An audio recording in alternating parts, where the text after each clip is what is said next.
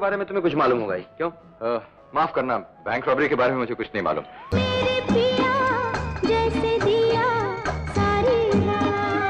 एक अच्छा कारपेट खराब हो रहा है रतन। अरे मदन, तुम कब आए? इसकी फिक्र मत करो कि मैं कब आया, सारा कारपेट को देखो।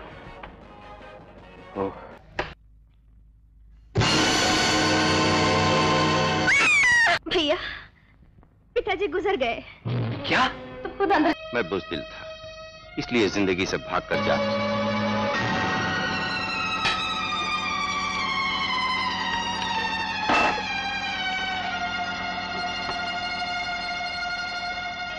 मैं तुम्हें आने वाले खतरे से बचा सकता।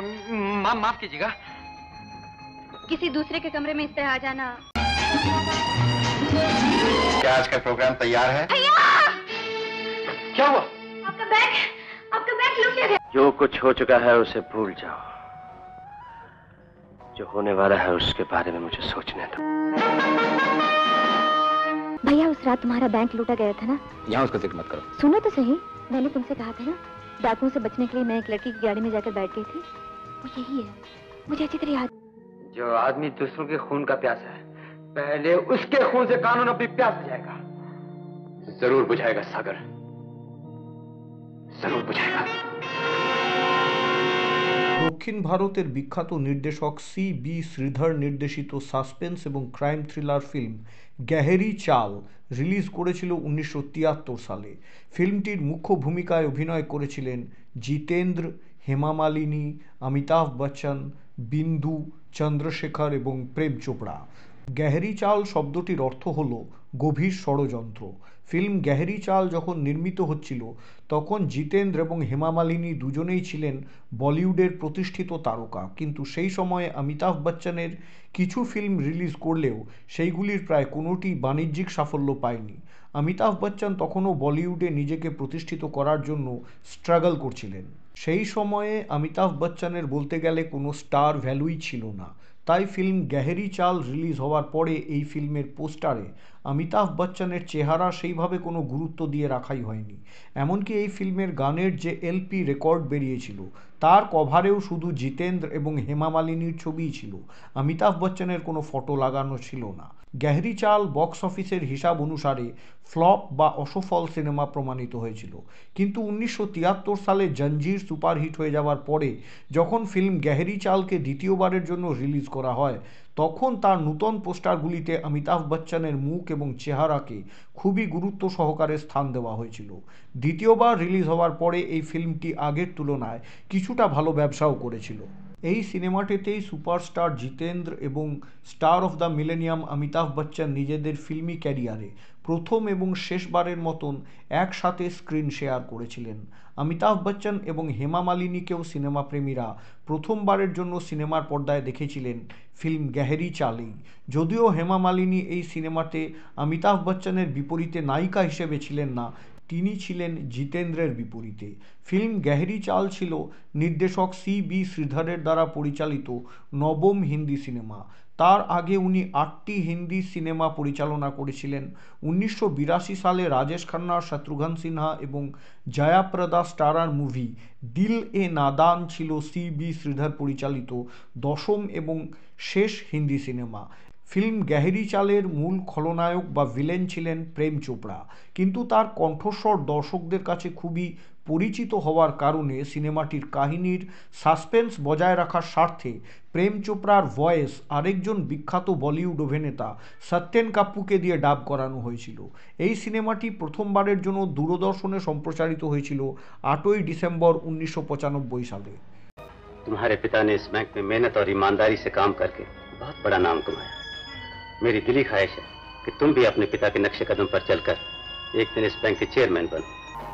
ফিল্ম গেহরি চালের কাহিনীটা ছিল অনেকটা এই রকম। ধরমচাঁদ ছিলেন অলিম্পিক নামের একটি বেসরকারি ব্যাংকের চেয়ারম্যান, যে ব্যাংকের মাসের 30 তারিখের মধ্যে একটি ফাইনাল অডিট হওয়ার কথা ছিল।